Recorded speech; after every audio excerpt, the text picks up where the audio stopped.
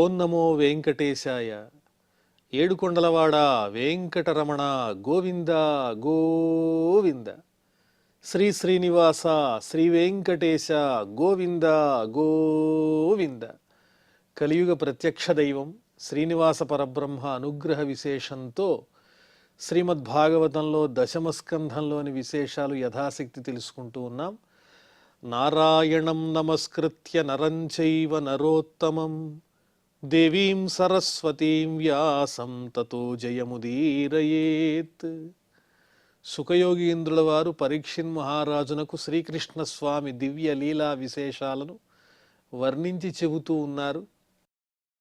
శ్రీకృష్ణుని మాయతో బ్రహ్మగారికి ఏమీ అర్థం కాలేదు. తానే సృష్టికర్తను అనేటువంటి అహం ఏదైతే ఉందో అది మొత్తం పోయింది.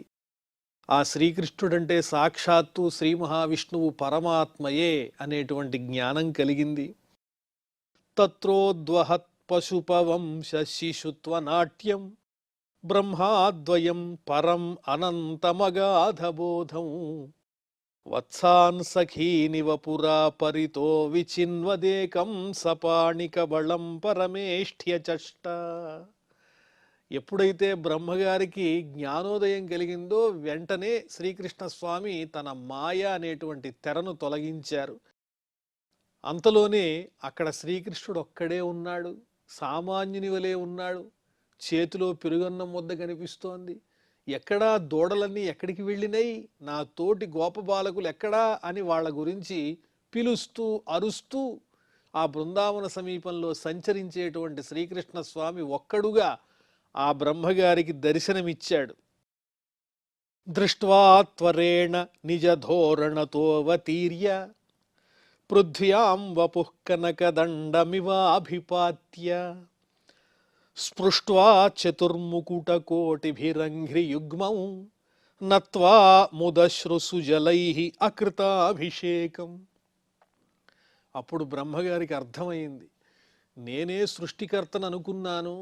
కాదు కాదు, ఇతడు సాక్షాత్తు నా పుట్టుకకు కూడా కారణమైనటువంటి పరమాత్మయే అని అర్థం చేసుకుని త్వరేణ నిజధోరణతోవతీర్య తన వాహనం మీద నుంచి గబుక్కున దిగి హంసవాహనం మీద నుంచి గబగబా వెళ్ళి కనకదండమివాభిపాత్య సాష్టాంగ నమస్కారం చేశాడు ఆ శ్రీకృష్ణస్వామికి. ఎలా ఉన్నది ఆయన మేని ఛాయ, బ్రహ్మగారి యొక్క మేని ఛాయ ఎలా ఉన్నది అంటే బంగారు దండంలాగా. దండము నేల మీద ఉంచితే నిటారుగా ఎలాగైతే ఉంటుందో అలా నిటారుగా సాష్టాంగ నమస్కారం చేశాడు. ఒక బంగారపు కర్ర అక్కడ శ్రీకృష్ణస్వామి పాదాల మీద పడిందా అన్నట్లుగా ఉంది ఆ బ్రహ్మగారిని చూస్తూ ఉంటే.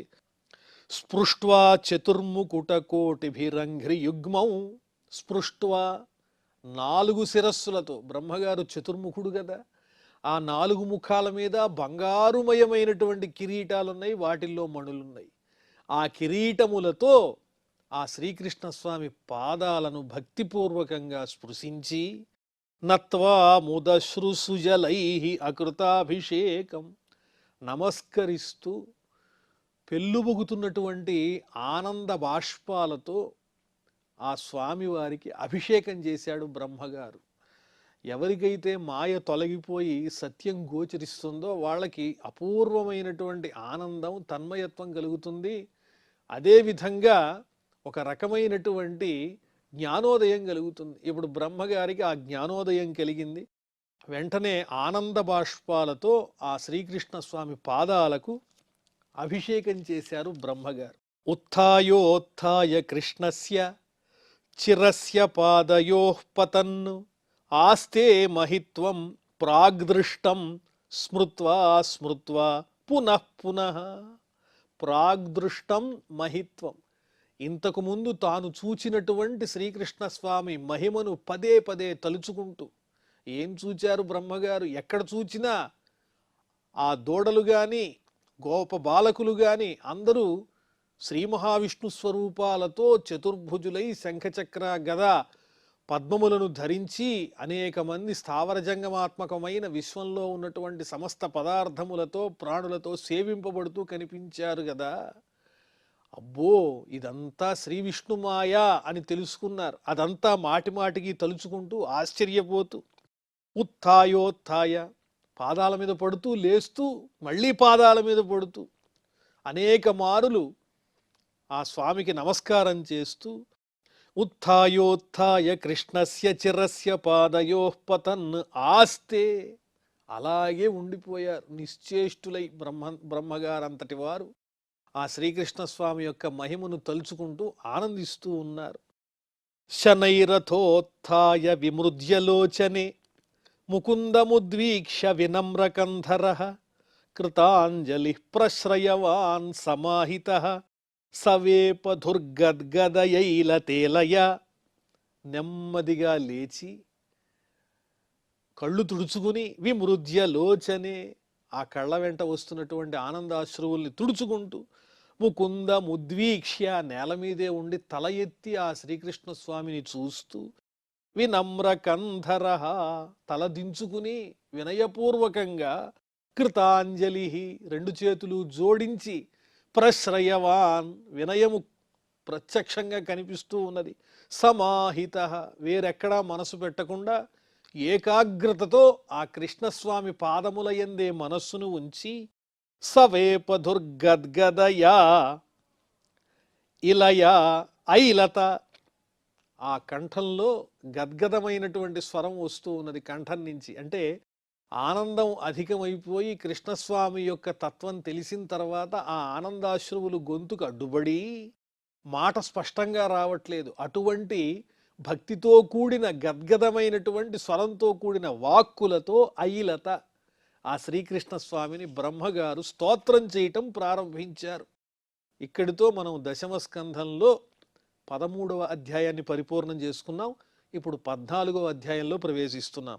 బ్రహ్మోవాచ నౌమీడ్యతే అభ్రవపుషే తటిదంబరాయ గుంజావతం సపరిపిచ్చల సన్ముఖాయ వన్యస్రజే కబళవేత్ర విషాణ వేణు లక్ష్మశ్రియే మృదుపదే పశుపాంగజాయ. ఓ పరమాత్మ, కొనియాడదగిన మహిమలు కలిగిన ఓ పరమాత్మ, నీకు నమస్కారము. అభ్రవపుషే, మేఘము వంటి శ్యామవర్ణం కలిగినటువంటి చక్కని దేహము కలిగిన ఓ శ్రీకృష్ణ, నీకు నమస్కారం. తటిదంబరాయ, మేఘంలోంచి ఉత్పన్నమయ్యే మెరుపులాగా మెరిసిపోయేటువంటి చక్కని వస్త్రాన్ని ధరించిన ఓ పరమాత్మ నమస్కారం. గుంజావతం సపరిపిచ్చల సన్ముఖాయ, గురిగింజలు కర్ణాభరణంగా ధరించి ఆ కర్ణాభరణములలోని గురిగింజల వల్ల విశేషమైనటువంటి కాంతితో ప్రకాశించేటువంటి చక్కని కర్ణములు కలిగి నెమలిపింఛమును ధరించినటువంటి ఓ పరమాత్మ, ఆ శిరస్సును అంతటా వ్యాపించినటువంటి నెమలిపింఛములతో ప్రకాశించేటువంటి చక్కని వదనము కలిగిన ఓ శ్రీకృష్ణ, నీకు నమస్కారము. వన్యస్రజే, ఈ అరణ్యంలో ఉండేటువంటి చక్కని పుష్పములు కూర్చినటువంటి మాలను ధరించినటువంటి ఆ వనమాలను ధరించిన పరమాత్మ, నీకు నమస్కారం. కబళవేత్ర విషాణ వేణు లక్ష్మశ్రియే, చేతిలోనేమో పెరుగన్నం ముద్ద, అలాగే బెత్తము, కొమ్ము బూర, వేణువు, వీటిలన్నిటినీ ధరించి లక్ష్మీకళతో ఉట్టిపడుతూ ఉండేటువంటి చక్కని దేహకాంతి కలిగినటువంటి వాడివై వికసించిన పద్మము వంటి ముఖము కలిగిన ఓ పరమాత్మ, నీకు నమస్కారమయ్యా. మృదుపదే, మృదువైనటువంటి పాదములు, చిగురుటాకుల వంటి పాదములు కలిగిన ఓ స్వామి, నీకు నమస్కారం. పశుపాంగజాయ, ఓ నందుని పుత్రుడవై కనిపించేటువంటి ఓ పరమాత్మ, నీకు నమస్కారము అని భక్తి ప్రపత్తులతో ఆ శ్రీకృష్ణ స్వామిని బ్రహ్మగారు స్తోత్రం చేయటం ప్రారంభించారు. అస్యాపి దేవవపుషో మదనుగ్రహస్య స్వేచ్ఛామయస్య నతు భూతమయస్య కోపి నేసే మహిత్వవసితుం మనసాంతరేణ సాక్షాత్తవైవ కిముతాత్మ సుఖానుభూతే. నీవు పరమాత్మవైనా, దివ్యమైనటువంటి దేహము కలిగినటువంటి వాడివైనా, మదనుగ్రహస్య, నన్ను అనుగ్రహించటానికి, నా వంటి భక్తుల్ని అనుగ్రహించటం కోసం, మాలో ఉన్నటువంటి మాయని పోగొట్టడం కోసం, స్వేచ్ఛామయస్య, భక్తులకు సులభమైనటువంటి కరుణతో కూడిన ఈ రూపాన్ని ధరించి ఇక్కడ అవతరించావు నీవు సామాన్య బాలుని వలె. అంత మాత్రం చేత నీవు నతు భూతమయస్య కోపి, సాధారణంగా పంచభూతములతో కూడిన సామాన్య దేహధారుల వలె కాదు నీ యొక్క స్వరూపము. ఇది అమోఘమైనటువంటి దివ్యమైన స్వరూపం. ఇది నేషే మహిత్వవసితుం మనసాంతరేణ సాక్షాత్తవైవ కిముతాత్మ సుఖానుభూతే. నేను బ్రహ్మనైనప్పటికీ నీవు బాలుని వలె కనిపించి చూపించినటువంటి ఈ మాయనే తెలుసుకోలేకపోయానే.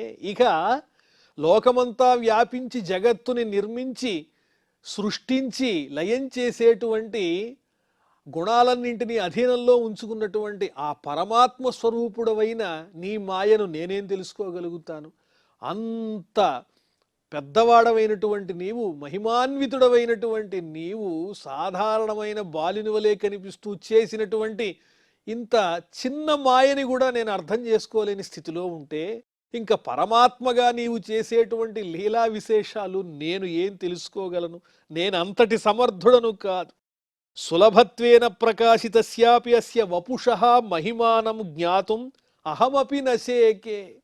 సులభంగా అందరికీ అర్థమయ్యే విధంగా ప్రకాశించేటువంటి ఈ సామాన్య బాలుడి స్వరూపంలో ఉన్నటువంటి నీ యొక్క మహిమను బ్రహ్మనైనటువంటి నేను తెలుసుకోలేకపోయాను. ఇక సామాన్యుల సంగతి ఏమున్నది?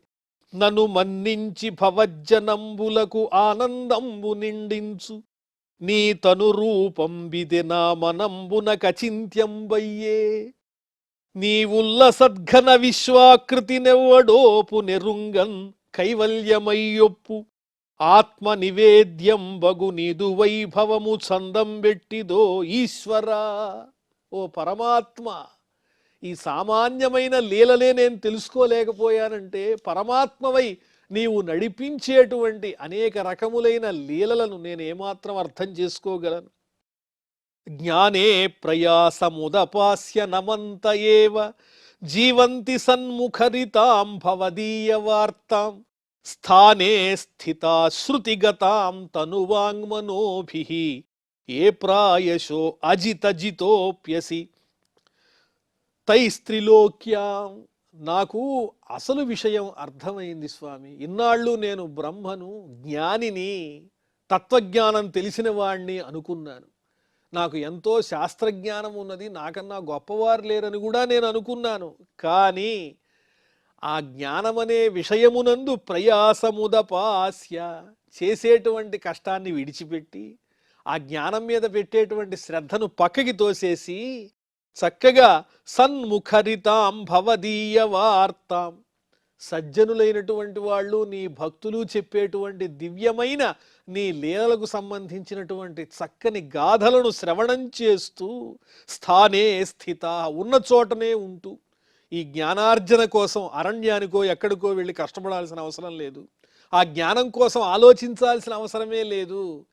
నీ గుణములను గానం చేసేటువంటి భక్తుల ద్వారా ఆ గుణాలను శ్రవణం చేసినా చాలు నీ అనుగ్రహాన్ని పొందడానికి. శృతిగతాం, చెవుల్లోకి వచ్చి ప్రవేశించేటువంటి ఆ దివ్యమైన నీ గాథలను, సత్పురుషుల ద్వారా వర్ణింపబడేటువంటి నీ దివ్యమైన చరిత్రలను తనువాంగ్మనోభి, ఈ దేహంతోనూ మనస్సుతోనూ వాక్కుతోనూ చక్కగా సంపూర్ణంగా త్రికరణ శుద్ధిగా నీ గొప్పవైనటువంటి దివ్య చరిత్రలను శ్రవణం చేస్తూ ఉన్నట్లయితే, ఏ ప్రాయశః, ఎవరైతే ఆ విధంగా తరచుగా చేస్తూ ఉంటారో, ఎక్కడికో వెళ్ళి ఏదో జ్ఞానం సాధించాలి అనే ప్రయత్నాన్ని విడిచిపెట్టి భక్తుల ద్వారా వినేటువంటి చక్కని నీ గుణగానాల్ని ఉన్నచోటే ఉంటూ శ్రద్ధగా శ్రవణం చేస్తే, మనస్సు దేహము కర్మ అన్నీ నీయందు ఉంచి తమ కర్మలని ఆచరిస్తూ ఉంటే వాళ్ళు అందరికన్నా అదృష్టవంతులు. ఈ ముల్లోకముల యందు ఎవరయ్యా అదృష్టవంతులు అంటే, నీ గుణగానములను శ్రద్ధగా వినేటువంటి వాళ్లే నీ అనుగ్రహానికి పాత్రులవుతారు. ఎవరి చేత జయింపబడినటువంటి నీవు అలాంటి భక్తులకు వశుడవైపోతావన్న జ్ఞానం నాకు ఈనాడు కలిగింది. నేనే జ్ఞానిని అనేటువంటి అహంకారం నాకు తొలగిపోయింది. అందువల్ల ఉన్నచోటే ఉండి చక్కగా నీ దివ్య కీర్తనలు చేస్తూ అవి వింటూ తరించేటువంటి అవకాశం ఉన్నదని నాకు అర్థమైంది.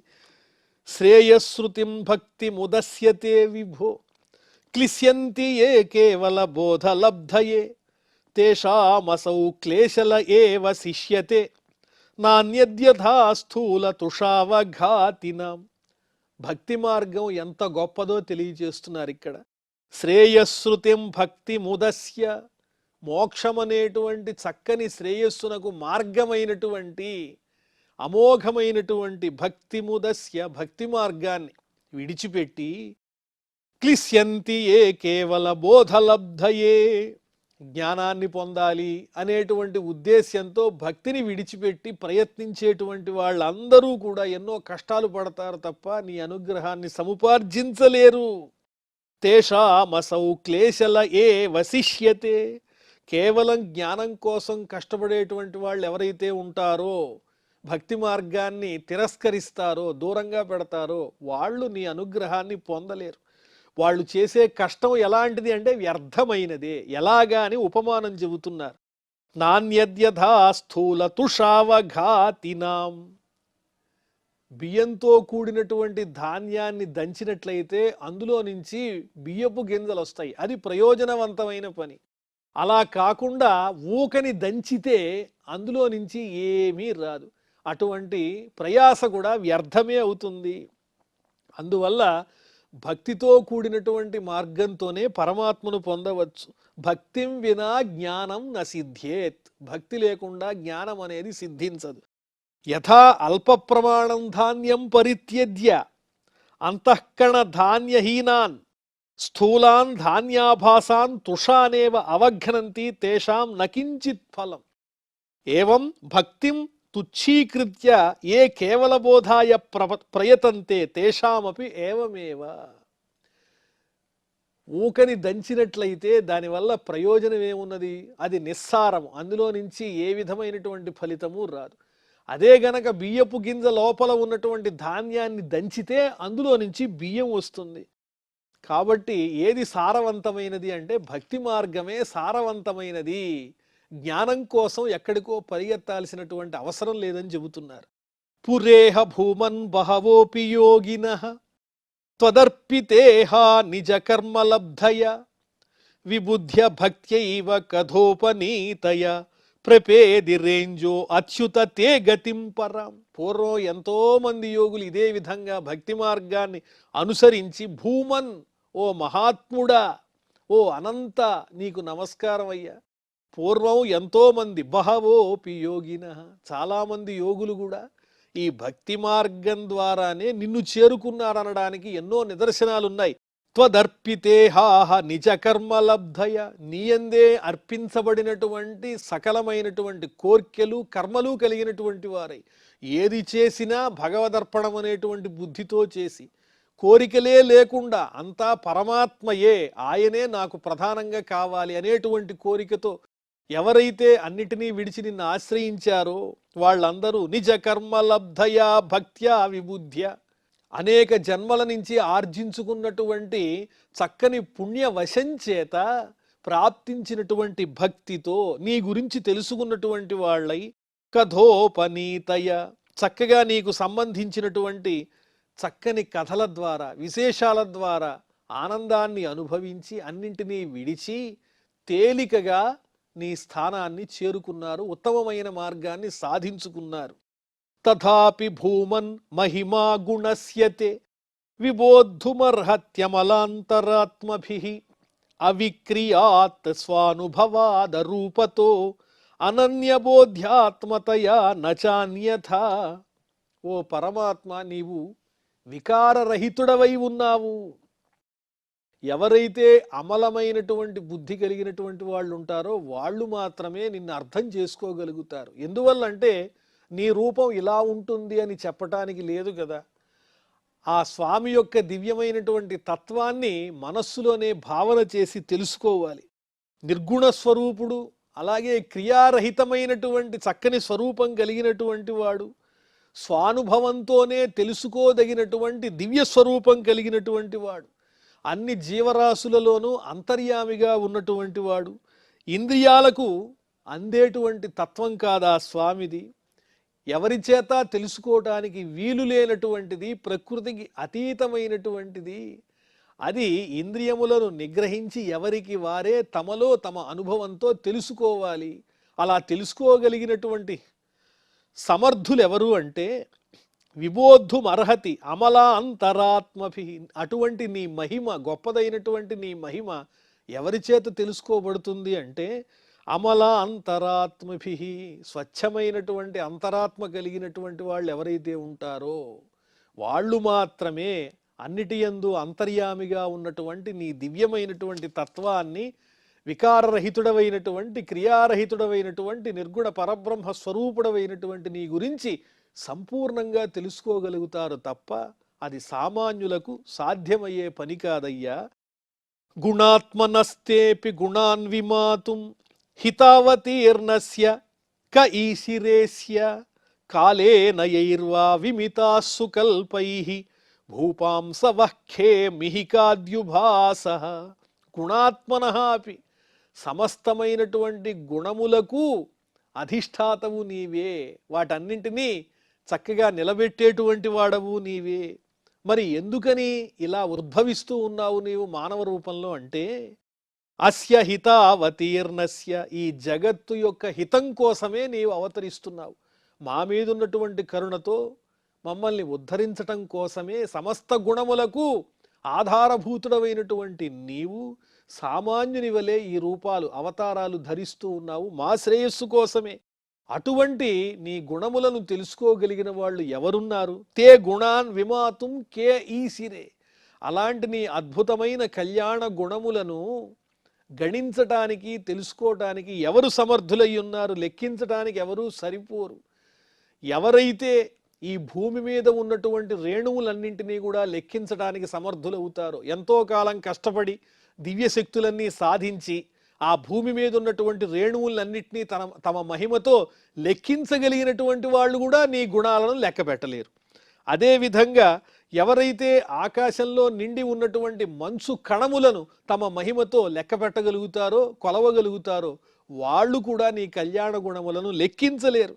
అదేవిధంగా ఆకాశంలో కనిపించేటువంటి అనంతమైనటువంటి నక్షత్రాలన్నింటినీ ఎంతో ప్రయాసపడి తమ యొక్క సిద్ధితో లెక్క పెట్టగలిగినటువంటి మహిమాన్వితులైన వాళ్ళు కూడా నీ మహిమలను లెక్క పెట్టలేరు. వీటన్నిటికన్నా అతీతమైనటువంటి దివ్యమైనది నీ లీలా విశేషం. కాబట్టి నీ దివ్యమైనటువంటి అద్భుతమైనటువంటి గుణములను లెక్కించగలిగిన వారు ఎవరూ లేరు. నేనెంత వాడను. తత్తేను కంపాం సుసమీక్షమాణః భుంజాన ఏవాత్మకృతం విపాకం హృద్వాగ్వపుర్భిః విదధన్నమస్తే జీవేతయో ముక్తిపదే సదాయ భాక్. మరి ముక్తికి అర్హులైనటువంటి వారెవరు అనే విషయాన్ని చెబుతూ ఉన్నారు.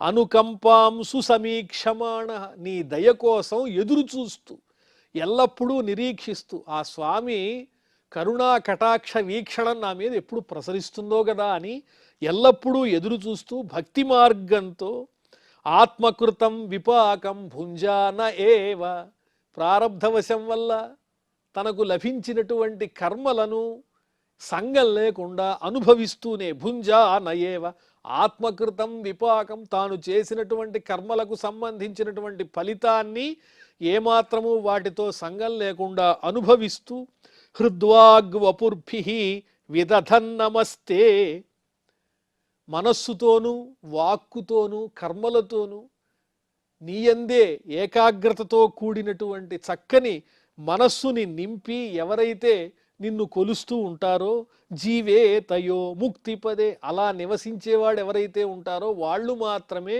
ముక్తిని పొందడానికి అర్హులవుతూ ఉన్నారు.